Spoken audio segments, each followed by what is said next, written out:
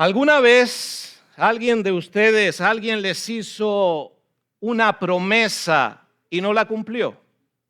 Que no levante la mano, por favor. Quizás a lo mejor de pequeño un padre, una madre, a lo mejor un amigo les hizo una promesa y no la cumplió. A lo mejor un jefe en el trabajo les pudo haber hecho una promesa y no la cumplió. O quizás alguien les dijo en algún momento, no te preocupes, yo voy a estar siempre contigo. Y no pasó. Y cuando más necesita uno de esas personas, a veces desaparecieron. ¿Verdad que todos sabemos de lo que estamos hablando? Vivimos en un mundo donde ese mundo está lleno de promesas rotas, de promesas que no se han cumplido, de promesas que no se van a cumplir. Y lo triste de todo esto es que puede haber personas que lleguen a pensar incluso lo mismo de Dios. Puede haber personas que crean que como a ellos le han fallado personas en esas promesas, pueden creer también que Dios va a fallar en sus promesas. A veces cuando alguien pasa por una enfermedad, uno se puede preguntar, Señor, ¿por qué? A veces también cuando los hijos se alejan del Señor y uno se puede preguntar, Señor, ¿qué pasa? ¿Por qué está sucediendo esto?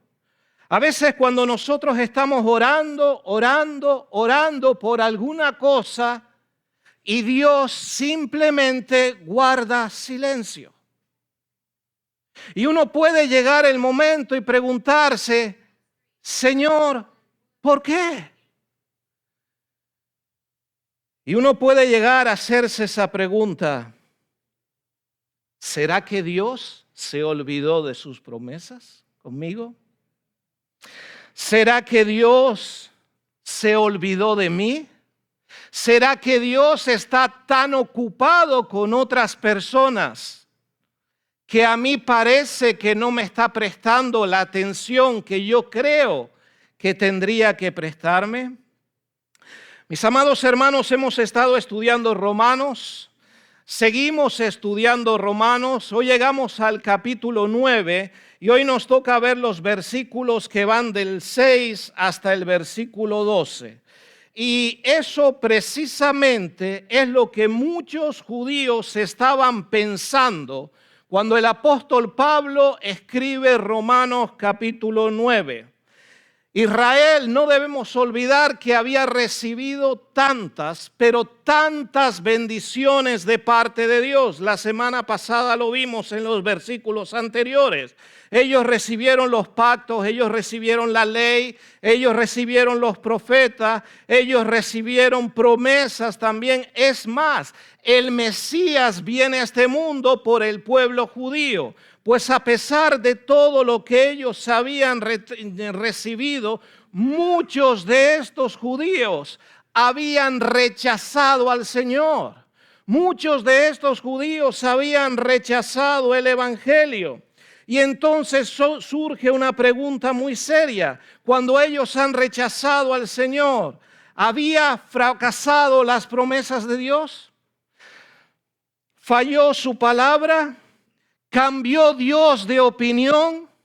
Eso es lo que a veces algunos de nosotros podemos hacernos cuando pasamos por una prueba. Pero miren cómo comienza ya el versículo 6, la primera parte de Romanos 9, versículo 6. Dice esa primera parte de la palabra del Señor.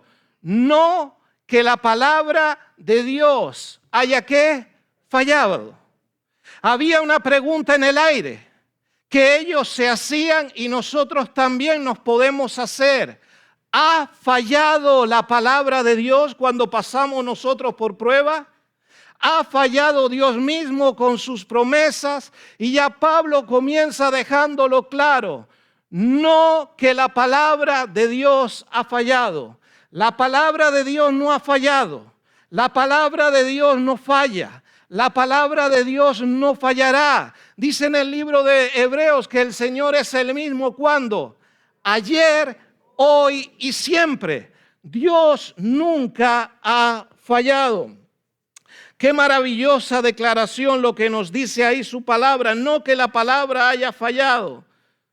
No dice, bueno, cuando nosotros pasamos por pruebas, quizás en algún momento, quién sabe, yo sé que Dios es todopoderoso, pero esto es difícil.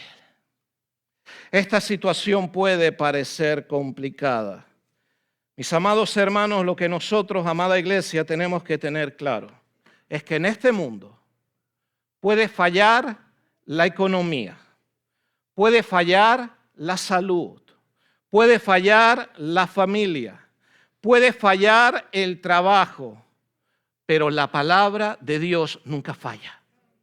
Eso es una verdad que tiene que estar presente en cada uno de nuestros corazones. Esa es la verdad que nosotros tenemos que recordar cuando estemos viendo este pasaje. Si yo tuviera que titular de alguna manera este mensaje, lo titularía Las promesas de Dios nunca fallan. Y recuerda, si Dios ha dicho que va a estar contigo todos los días, ¿sabes qué tenemos que hacer nosotros?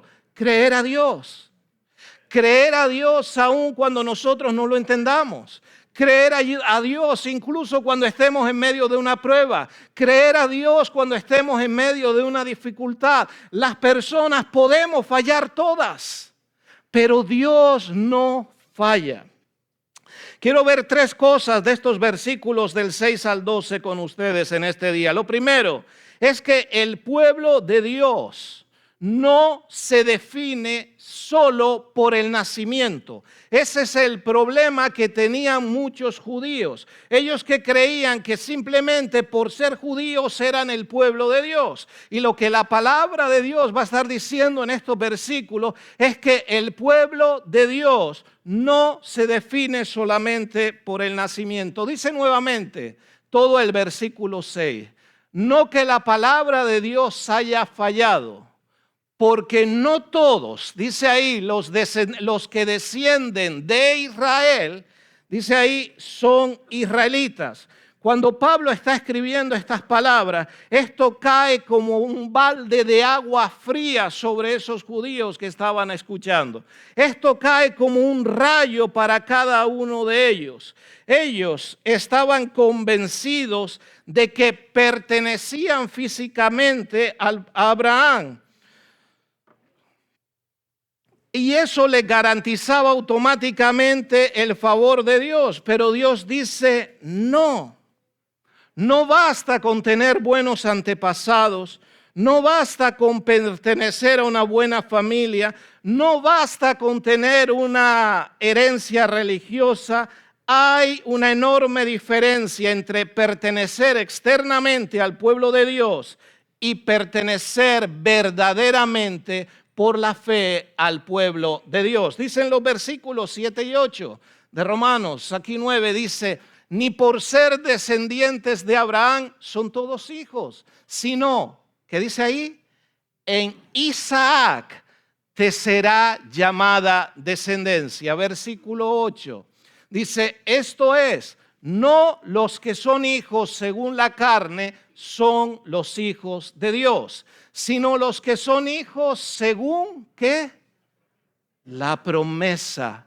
Son contados como dice ahí, como descendencia. Dice, qué afirmación tan poderosa. Miren, Abraham tuvo muchos hijos. Es más, ¿quién fue el primer hijo de Abraham? Ismael fue el primer hijo. El segundo hijo fue Isaac. Luego Abraham, cuando Sara muere, se casa con Sétura y tiene más hijos. Abraham tuvo diferentes hijos, pero el hijo de la promesa fue ¿quién? Isaac. Isaac fue el hijo de la promesa. No porque Isaac fuera mejor, no porque Isaac hubiera hecho méritos, fuera más inteligente ni más obediente. ¿Por qué Isaac fue el hijo de la promesa? porque Dios así lo decidió. Y si hay algo de lo que este capítulo 9 nos va a estar hablando a nosotros, es la soberanía de Dios. Dios habla y lo que Dios dice se cumple. Dios si dice que algo va a ser, eso se va a hacer. Aunque el mundo entero se ponga en contra de lo que dice Dios. Porque Dios es soberano. Y esto tiene una enorme aplicación para cada uno de nosotros. A mí me gusta, por ejemplo, cuando alguien viene al Señor y quiere ser miembro de la iglesia, a mí me gusta hacerle siempre una pregunta. La pregunta es, ¿cómo conociste al Señor? Y cuando tú haces esa sencilla pregunta, a veces hay personas que dicen, es que mi abuelo fue pastor. Es que mis padres me trajeron desde pequeño a la iglesia. Es que yo canté en el grupo de alabanza. Es que yo dirigía un grupo de estudio bíblico. Es que desde pequeñito yo he vivido todo lo que tiene que ver con la iglesia. Y yo entonces con amor le tengo que preguntar, esa no fue la pregunta que yo te hice. Lo que yo te pregunté es, ¿cómo tú conociste al Señor?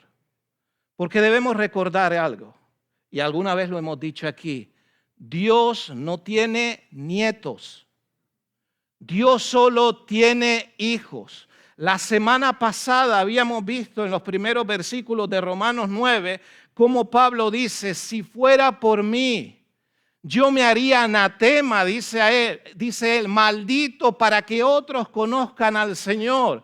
Pero la realidad es que no se puede. La realidad es que cada uno de nosotros tenemos que venir al Señor. Profesores de escuela dominical que están aquí con los niños, lleven a los niños a que conozcan al Señor. Padres que están aquí porque sus hijos vengan a la iglesia no son salvos.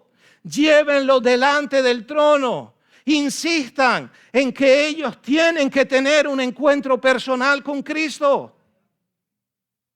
Esa es la pregunta que va a marcar la diferencia. Hay una parábola que dice el Señor, fuérzalos a entrar. La idea es, tú insistes. ¿Insistes en qué? En que si tú eres cristiano, no por eso tus hijos van a ser cristianos. Desde que son pequeñitos, anímalos a que conozcan al Señor una y otra vez. ¿Cuántas veces después los padres, ay, pero es que si mis hijos vinieron toda la vida a la iglesia, pero no es que vengan, es que haya una relación con Cristo, porque eso es lo que nos va a cambiar a nosotros. Tener a Cristo en el corazón, reconocer que somos pecadores. Sigue orando por esos hijos, sigue orando por esos nietos y no solo sigue orando. ¿Sabes qué? Háblalo con ellos cuando te sientes. No solo juegues como padre o como abuelo, no solo los corrijas, sino, ¿sabes? Háblales de Cristo. Diles que ellos se tienen que arrepentir. Vivimos en una sociedad demasiado light, demasiado efervescente. Pero para que una persona venga a Cristo, tiene que arrepentirse de sus pecados. No hay un plan B. No hay otra manera. Y eso es lo que está diciendo esta palabra. Es lo que está diciendo la palabra del Señor. Todos por ser hijos de Abraham creen que son hijos. No, solamente los de la promesa. Aquellos que han venido al Señor. Se cuenta que en una ocasión un hombre compró un automóvil muy costoso, muy caro. Este automóvil estaba aparcado frente a un taller mecánico. Entonces el hombre se sacaba fotos con el automóvil, estaba cerca de él, pero jamás este hombre llegó a tener las llaves del automóvil, del carro. Nunca llegó a tener esa llave. Nunca lo encendía, nunca viajó en él, solo estaba cerca del automóvil. Pero sabes, estar cerca del automóvil no le hacía ser el dueño del automóvil. Hay gente que cree que por venir a la iglesia ya ha cumplido. ¿Ha cumplido con quién? con quien hay que cumplir es con Dios. A quien nosotros tenemos que rendir cuentas es a Dios. No por venir a la iglesia, que hay que venir a la iglesia, porque es lo que dice su palabra, que debemos congregarnos como pueblo de Dios. Pero lo que a mí me hace salvo es mi relación personal con Cristo.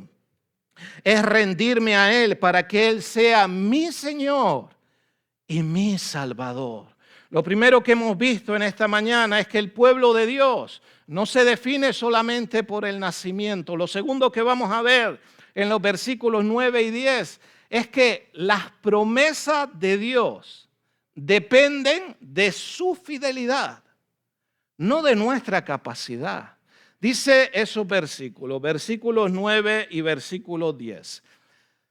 Dice, porque la palabra de la promesa es esta. Por este tiempo vendré y Sara tendrá un hijo.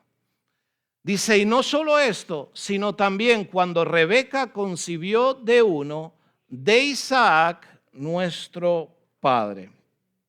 Después de explicar que no todos los descendientes físicos pertenecen al verdadero Israel, Pablo nos lleva ahora a mirar dos hogares muy conocidos. El hogar de Abraham y Sara y el hogar después de Isaac y de Rebeca. Y comienza con una frase muy importante. Dice en el versículo 9, esa frase con la que comienza ese versículo 9. Porque la palabra ¿de qué? De la promesa. ¿Quién hizo la promesa? Dios. Dios fue el que le dijo a Abraham que iba a tener un hijo. Se lo dijo 25 años atrás. ¿Qué quiso hacer Abraham? Ayudar a Dios. Y cuando uno quiere ayudar a Dios, ¿qué pasa? Mete la pata. A veces nosotros nos creemos que podemos ayudar a Dios. ¿Qué es lo que tenemos que hacer nosotros con Dios? Someternos. Someternos a Él. Someternos a su voluntad. Fíjense que no dice la palabra del esfuerzo, no dice la palabra del mérito, no dice la palabra de las buenas obras. ¿Por qué?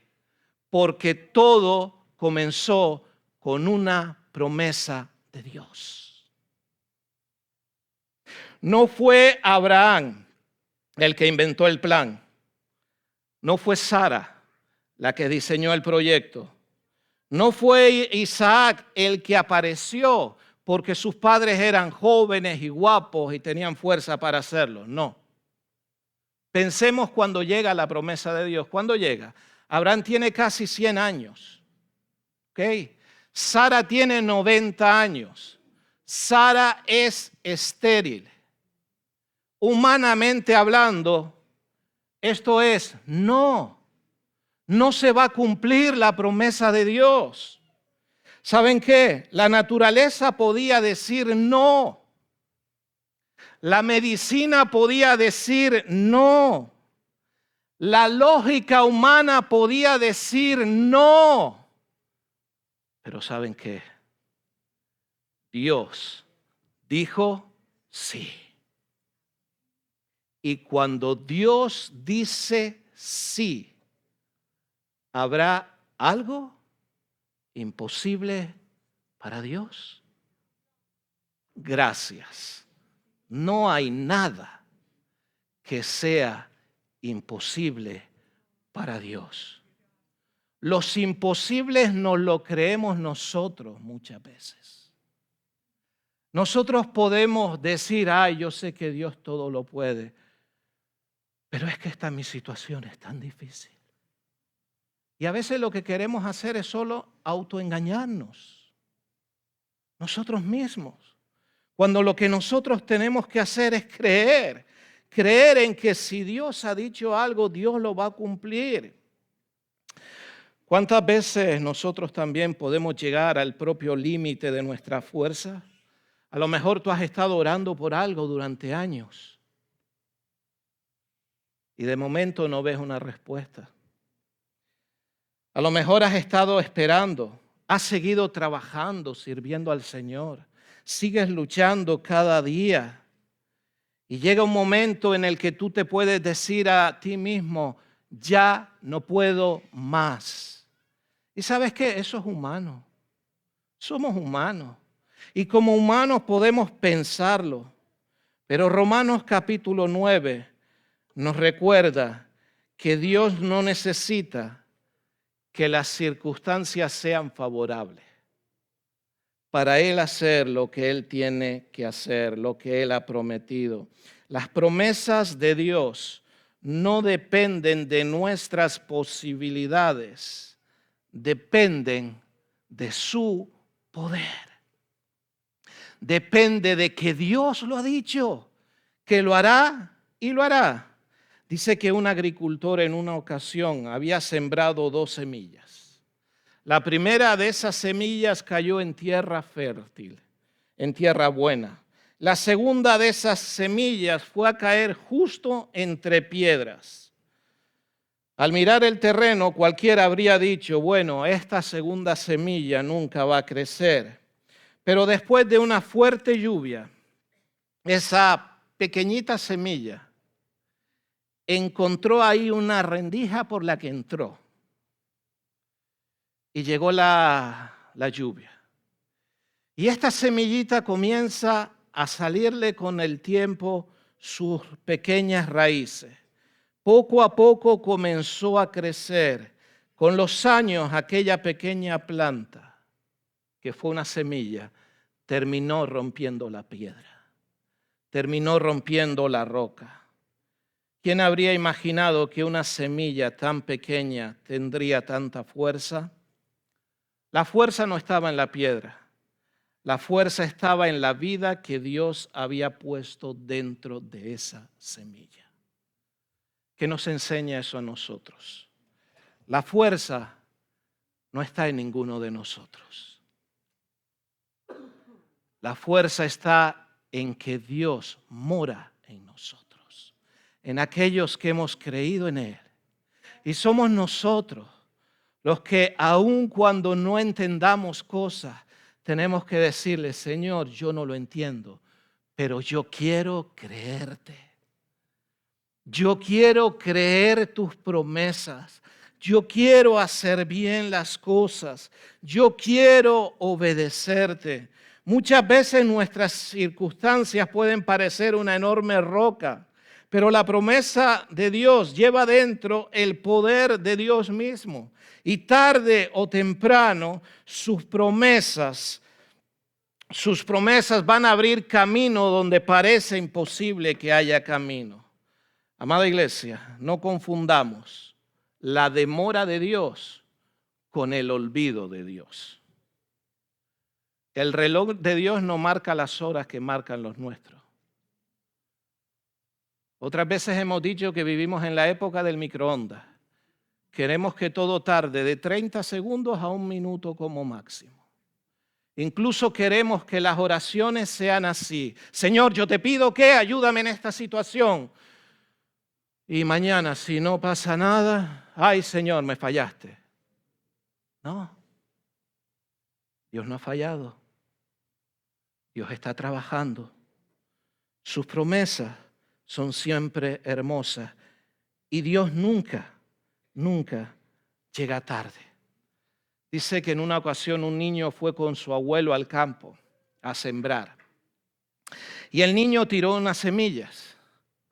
Y entonces cuando tiró el niño las semillas, al día siguiente el niño se levantó temprano y fue otra vez al sitio donde tiró las semillas a ver si habían crecido. Y el niño volvió frustrado porque no había pasado nada.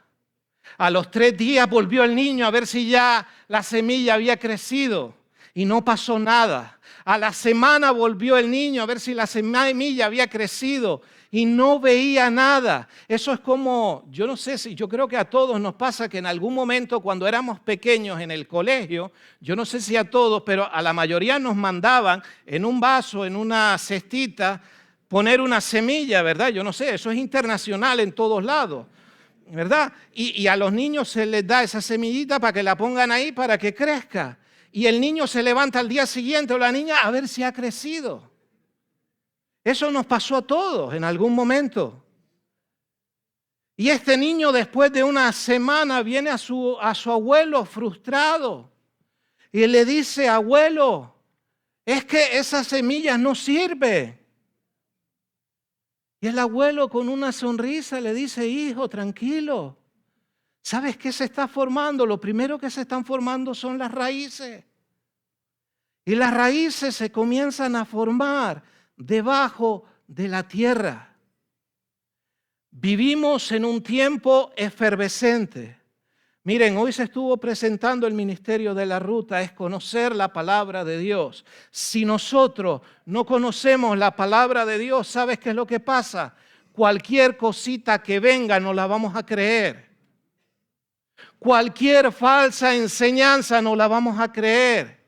Cualquier problemita que tengamos, por pequeño o por grande, le vamos a dar más importancia a ese problema que al Dios que está al control de cada situación, porque así somos los seres humanos. Muchas veces somos como ese niño que planta la semillita y quiere que al día siguiente tenga ya 3 pies de altura esa rama. Y no funciona de esa manera. Dios sigue trabajando en cada una de nuestras vidas, aunque las circunstancias muchas veces parezcan difíciles. Hemos visto hasta ahora, en primer lugar, cómo el pueblo de Dios no se divide por el nacimiento, cómo las promesas de Dios dependen de su fidelidad, no de nuestra capacidad. Y ahora vamos a ver en los versículos del 11 al 12 que el propósito soberano de Dios permanece firme. Nosotros siempre hablamos de que Dios es soberano y entendemos eso, ¿verdad? ¿Qué es que Dios es soberano? Dios está al control, ¿sabes? Pero hay una línea tan corta entre saberlo y creerlo. Entre confiar en un Dios soberano y decir, bueno, yo sí sé que es soberano. Ay, pero se está tardando. Pero es que el tiempo de Dios es perfecto. Y Dios no sigue lo que yo le digo. Dios es soberano. Dios hace las cosas cuando Él cree que tiene que hacerlo. Y cuando Él lo hace, es bueno, dice el versículo 11 y 12. Miren, pone ahora el ejemplo, hablando de Jacob y de Saúl, su hermano. Pues no habían aún nacido ni habían hecho aún ni bien ni mal. ¿Para qué dice ahora propósito? Para que el propósito de Dios, conforme a la elección, permaneciese, no por las obras, sino por ¿quién? Por el que llama. Y dice el versículo 12, se le dijo, el mayor servirá al menor. Llegamos al corazón de este pasaje. Y uno de los textos quizás que para muchos puede ser hasta un problema, un texto profundo de la carta de Romanos, pero debemos mirar el contexto. El contexto nos viene hablando de una pregunta que hay en el aire. Y la pregunta es, ¿ha fallado la palabra de Dios? ¿Han fallado las promesas de Dios? Y la respuesta es como vimos en el versículo 6, es que no. La palabra de Dios no ha fallado. Las promesas de Dios no han fallado. ¿Por qué? Porque desde el principio Dios ha llevado adelante su plan de salvación conforme a ¿qué? Conforme a su propósito, conforme a su voluntad. Mis amados hermanos, amada iglesia, Dios nunca improvisa. Dios nunca se sorprende. Dios nunca tiene un plan B. Déjeme decirle una frase y espero que la entendamos. Desde antes de la fundación del mundo, desde antes de la fundación del mundo, Dios conocía el final desde el principio. ¿Entiende? Desde antes de la fundación del mundo, desde antes que el mundo fuera mundo, desde antes que nosotros estuviéramos en ese mundo, desde antes que Dios pusiera a Adán y Eva, desde antes que nuestros primeros padres cayeran, desde antes de todo eso, Dios conocía el final de la historia y la conocía desde el principio. Eso es la soberanía de Dios. Dios lo sabe absolutamente todo. Eso significa que Dios es Dios y nosotros somos sus criaturas. Y eso es una verdad que en nosotros lo que tiene que producir es humildad. Porque dice ese versículo 11, miren, hablando de Jacob y de Esaú, de esos dos hermanos. Esaú nace primero. Dice, pues aún no habían nacido, ni habían hecho aún ni bien ni mal, para que el propósito de Dios conforme a la elección permaneciere, no por las obras, sino por el que llama. La idea es, después decía en el verso siguiente, en el versículo 12, dice, el mayor servirá al menor. Cuando Dios dijo esto, ¿había nacido Abraham y Jacob? No habían nacido. Miren, Jacob, ¿había hecho algún mérito Jacob para ganarse el favor de Dios? No. ¿Había sido un buen adorador Jacob? No. Es más, Jacob dice su palabra que fue un mentiroso, que fue un sinvergüenza, que fue un suplantador. Así fue Jacob. Pero Dios lo eligió. De la misma manera, Esaú tampoco había hecho nada malo. Y Dios desde el principio dijo que la herencia de Abraham, Isaac, iba a seguir ¿por quién? Por Jacob. ¿Por qué? Porque Dios es soberano. Porque Dios es el que decide cómo se hacen las cosas. Y Pablo enfatiza esto. ¿Para qué lo enfatiza? Para eliminar toda idea de que Dios escogió a Jacob porque era mejor que su hermano. Y lo enfatiza para dejarnos saber a nosotros de que si Dios nos salvó, no es porque Dios vio algo bueno en nosotros. Nos salvó por su misericordia. Nos salvó por su gracia.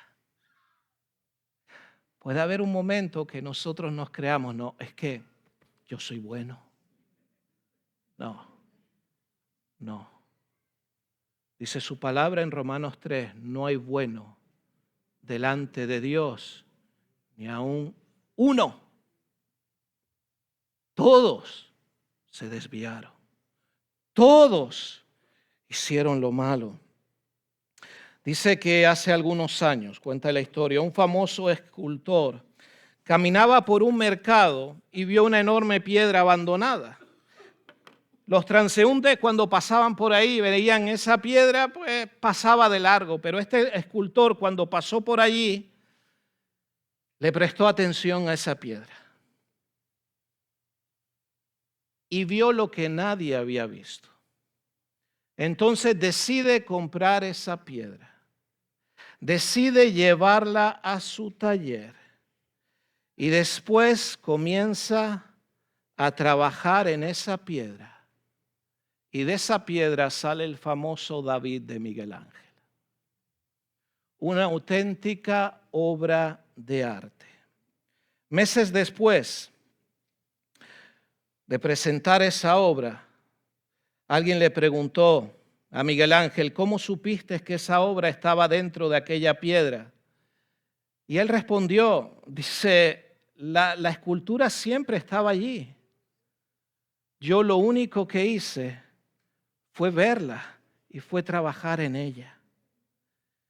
Mis amados hermanos, eso ha sido lo que Dios ha hecho con nosotros. Nosotros éramos, usando ese ejemplo, un trozo de piedra dura, fea, inservible. Pero Dios nos miró a través de los ojos de su Hijo Jesucristo. Y cuando nos miró, Él vio lo que podía hacer con nosotros. Y dice el libro de Filipenses, en ese capítulo 1, versículo 6 que todos conocemos, estando persuadido de esto, que el que comenzó en vosotros, ¿qué? La buena obra, la perfeccionará. ¿Hasta cuándo? Hasta el día de Jesucristo. Dios vio en nosotros algo horrible cuando nos miró, pero cuando nos mira a través del filtro, que es la sangre de su Hijo Jesucristo, empieza a trabajar en nosotros. Y sabes tú, yo siempre digo, cuando Guillo me saluda, me dice que Dios te haga un santo. Yo le digo, conmigo tiene trabajo.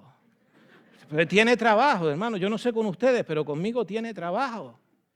Porque yo no se lo pongo fácil al Señor. Conmigo tiene trabajo. ¿Sabes? Si Dios todavía también está trabajando en ti, si te está dando ahí con el cincel y el martillo, no te quejes. Dale gracias. Dale gracias. Porque lo que Él quiere hacer es una obra hermosa para su gloria. Estando persuadido de esto, como dice ahí Filipenses, que el que comenzó en vosotros, ¿quién comenzó en nosotros la buena obra? Jesús. La perfeccionará ¿hasta cuándo? Hasta el día de Jesucristo, hasta el día que el Señor nos llame a cada uno a su presencia. Dicen que en una ocasión un maestro de música buscaba un violín para un concierto benéfico. Entre muchos instrumentos viejos que tenía ahí en su casa, este hombre encontró un violín pero que muy deteriorado. Las cuerdas apenas servían, lleno de polvo. La madera estaba realmente mala. Pero este maestro tomó ese violín, empezó a dedicarle tiempo, cambió las cuerdas, empezó a arreglar la madera, comenzó a trabajar tremendo en ese violín. Le llevó tiempo, pero luego este maestro, cuando estaba terminado, nadie pensaba que de ese viejo violín se podía sacar algo. Wow, cuando comenzó a tocar en un gran auditorio, el público dice que quedó completamente en estado de shock, en silencio. Alguien le preguntó más tarde a este gran maestro, ¿cuál fue la diferencia? Y el maestro respondió, la diferencia no estaba en el violín, estaba en las manos que lo tocaban. ¿Qué enseñanza para nosotros? Tú y yo somos como ese viejo violín, roto, inservible, que no vale para nada.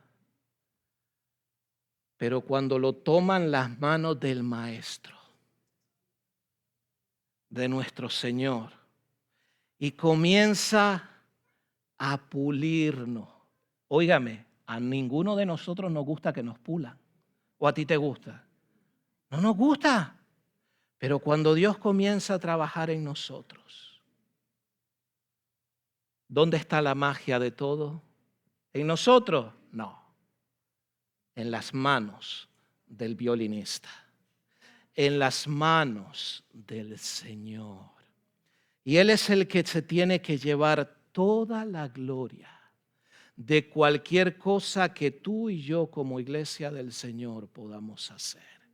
Porque nosotros simplemente somos como ese viejo violín que no sirve para nada. Después de escuchar estas palabras, algunos podrían pensar, bueno, ¿dónde está mi seguridad? La respuesta de Pablo es sencilla y gloriosa. Nuestra seguridad descansa en que Dios sostiene fielmente sus promesas. En que Dios ha dicho, yo voy a estar contigo. Cuando te veas usando ese ejemplo con el agua al cuello, Cuando sientas como que no puedes respirar. Cuando tú digas, Señor, yo ya no puedo más. Deja al maestro que toque el violín de tu vida. Ponte en sus manos. Y dile, Señor, yo no puedo más. Y sabes, no pasa nada por decirle, no podemos más, somos humanos. Él es Dios. Nosotros los que hemos creído somos sus hijos. Y tenemos que decirle, Señor, si tú quieres hacer algo, hazlo. Después de recorrer todo este pasaje, amada iglesia, volvemos a la pregunta con la que Pablo comenzó. ¿Ha fallado la palabra de Dios? ¿Han fallado las promesas de Dios? Y la respuesta de su palabra es no, en ese versículo 6 de Romanos 9. No que la palabra de Dios haya fallado. ¿Sabes por qué no? Porque es la palabra de Dios. Porque todo falla, pero Dios no falla. Y cuando sabemos que Dios no va a fallar, nosotros podemos estar tranquilos, podemos estar confiados. Cuando te esté pasando lo que te esté pasando, Señor, porque mira, ¿qué es lo peor que te pueda pasar? Ay, que me muero. Si te mueres y has creído en Cristo, ¿dónde vas? Vas a ir con Cristo. ¿Eso es malo o eso es bueno? Eso es bueno. Eso va a ser lo mejor que te pueda pasar. Si alguien no lo cree, escúchame bien, tienes un problema. Si alguien no cree esto, tiene un problema. Si alguien está agarrado más a las cosas de este mundo que a la esperanza que tenemos en Cristo, tiene un problema. Filipenses 1 también dice en el verso 21, porque para mí el vivir, ¿qué es? Cristo. Y el morir, ¿qué es? Ganancia. ¡Wow! ¿Te imaginas cuando tú mueras hay ganancia? La ganancia no es de la funeraria. La ganancia es tuya. Por la funeraria podrá ganar dinero, pero tú estás ganando vivir en la presencia del Señor. Eso es la diferencia. Y esa es la mejor ganancia. Donde dice su palabra que el día que nosotros lleguemos allí, Dios enjugará ¿qué? Toda lágrima de los que lloran. Donde será todo bueno, donde te levantarás sin dolores. Donde estaremos alabando al Señor por toda la eternidad. ¿Habrá algo más hermoso que eso? Por eso este mensaje, hermanos, no es un mensaje de temor, es un mensaje de confianza y de esperanza. Porque el plan de Dios nunca ha fallado. Si Dios fue fiel con Abraham, hermanos, y le dio un hijo casi a los 100 años. Si Dios fue fiel con Sara y le dio un hijo con 90 años siendo estéril. Si le dio un hijo a Rebeca que también era estéril. Dios puede hacer su voluntad. Algunos pueden hablar, bueno, pero esto habla solo de hijos. No, eso habla del propósito de Dios, de la voluntad de Dios en tu vida. Y Dios quiere que nosotros seamos fieles a Él, también lo va a hacer con nosotros. Cuentan la historia de que había un hombre mayor que trabajaba, un ancianito, que él era farero, o sea, trabajaba encendiendo los faros esos antiguos. Este hombre era farero y él dice que todos los días, antes de anochecer, por muchos años no falló ni un solo día, este hombre subía arriba al faro y encendía esa lámpara. Todos los días hacía eso. Era un lugar donde había muchas tormentas.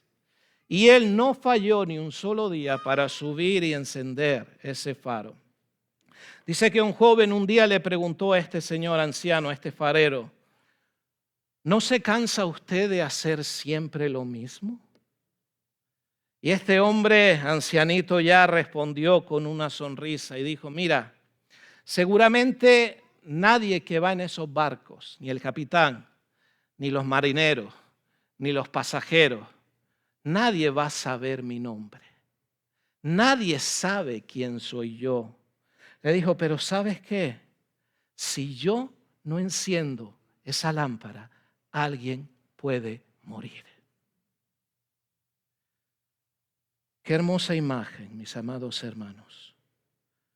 La fidelidad a Dios consiste en hacer lo que Dios nos pide que hagamos.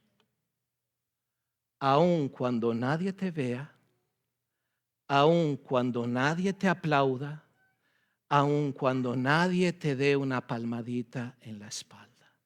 Si tú has recibido un llamado de Dios, sé como este farero. Haz la parte que Dios te ha pedido hacer. Porque ¿sabes qué? Si no la hace, alguien puede morir. Nuestra responsabilidad es ser fiel a Dios. Ay, pero es que a mí nunca se me reconoce el trabajo. ¿Tú qué prefieres, que te lo reconozcan los hombres o que te lo reconozca Dios? Alguien dirá, bueno, Dios, pero también si los hombres me lo reconocen, tampoco viene más. ¿Sabes qué? Es como la historia del fariseo y el publicano.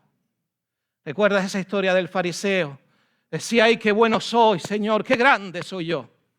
Soy el mejor. ¿Qué hacía el publicano atrás? Simplemente, de rodillas, que decía, Señor, sé propicio a mí, que soy pecador. Dice su palabra que delante de Dios aquel salió favorecido. Y lo que tú y yo tenemos que buscar es el favor de Dios. No es el favor de los hombres. No es el favor de ninguna persona. Es únicamente el favor de Dios. Quizás aquí pueda haber alguna persona que llegó hoy con el corazón roto. Alguien que quizás ha estado orando por tiempo. Alguien que ha llorado mucho. Y has esperado durante años y comienzas a preguntarte, ¿será que Dios ya se olvidó de mí? Yo espero que este mensaje sirva para animarte y para recordarte que Dios no se ha olvidado de ti, que tú eres como la niña de los ojos para Dios. Dios está obrando, Dios trabaja y Dios está poniendo raíces en tu vida. A lo mejor tú quieres que las cosas sucedan ya. Tú quieres que ese problema se resuelva. Tú quieres que esa situación se arregle. Sigue haciendo lo que Dios te pide que hagas. Sigue siendo fiel. Sigue obedeciendo a Dios. Ahí donde tú estás. Porque Dios, en su tiempo, y el tiempo de Dios es perfecto, hará nueva todas las cosas. Concluyo con un versículo que se encuentra en 2 de Corintios capítulo 1 y versículo 20. Miren qué hermoso este versículo de 2 de Corintios 1:20. Léelo conmigo. Vamos a leerlo a la de 3 todos juntos. 1, 2 y 3. Porque todas las promesas de Dios son en el sí y en el amén, por medio de nosotros, para la gloria de Dios. Piensa por un momento lo que está diciendo ese versículo. ¿Las promesas de quién son las que valen? Las de Dios, no las de las personas, son las de Dios. Las promesas de Dios son en el sí, o sea, se van a hacer, y en el amén, que así sea. Por medio, ¿qué dice? De nosotros, esas promesas, Dios las quiere cumplir por medio de nosotros, los niños, los adolescentes, los jóvenes, los adultos que estemos aquí. Por medio de nosotros, ¿para qué? ¿Con qué propósito? No lo olvides nunca. Para la gloria de Dios. Porque nosotros no fuimos creados. Y siempre vamos a seguirlo repitiendo. No fuimos creados. Y esta iglesia no está aquí sino para darle a Dios la gloria. Y nunca debemos olvidar eso, que con nuestra vida nosotros tenemos que darle a Dios la gloria. Vamos a orar. Señor, queremos alabarte. Señor, queremos adorarte, queremos darte gracias. Gracias, Señor, por tus promesas. Gracias, Señor, por tu palabra. Gracias, Señor, porque aunque todo falla, tú no fallas, Señor. Gracias, Señor, porque tú eres fiel. Y gracias, Señor, porque decidiste amarnos desde antes de la fundación del mundo. Gracias. Gracias, Señor, por ese amor. Gracias, Señor, por esta tu iglesia aquí en Kissimmee. Esta tu iglesia, Señor, que tú has decidido comprar con tu sangre maravillosa. Ayúdanos, Señor, a serte fieles. Ayúdanos a obedecerte. Y ayúdanos, Señor, a darte la gloria y la honra que tú siempre mereces, porque hemos sido creados, Señor, únicamente para darte a ti la gloria. Y el pueblo de Dios dice, amén. Que el Señor les bendiga, hermanos. Tomás.